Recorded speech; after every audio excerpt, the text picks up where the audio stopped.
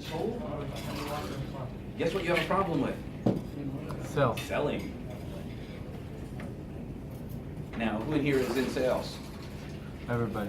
Everybody. If you don't raise your hand, you are lying. And you lie about other things too. Because if we're hanging out, if you and I are hanging out, and I say, let's go to Fridays, and you're like, no, I want to go to Chili's. If we went to Fridays, you get sold. If you went to Chili's, you sold. So you're always influencing. But who's the most important person you got to influence? Yourself. Because if you can't influence yourself, you can't influence anybody else.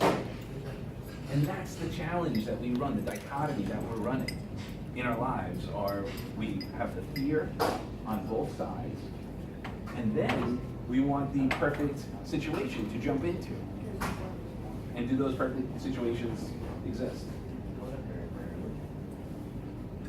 Well, or they are always perfect, if you believe them to be, with the problems included.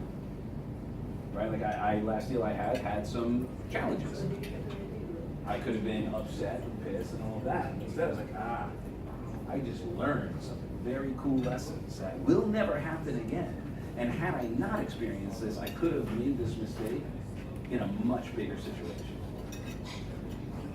But all too often, we're looking for the perfect planetary alignment instead of accepting that it's always the perfect planetary alignment. And how do we do that? It's by deciding to take action, deciding to surround ourselves, deciding to invest in ourselves. Does that make sense?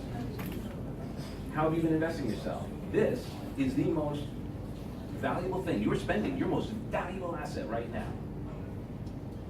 What are you investing right now? Your time. Yeah, your time and yourself. The most valuable asset you have, you and I have, is our time. And the question is, are you investing it like you are here? Are there other people who should be here? Are there people like maybe business partners or other people who are like, oh my gosh, we get so much more value if we were spending it networking and meeting great people and tapping into our resources? Like, how many of you have already signed up for the bus trip? Beautiful.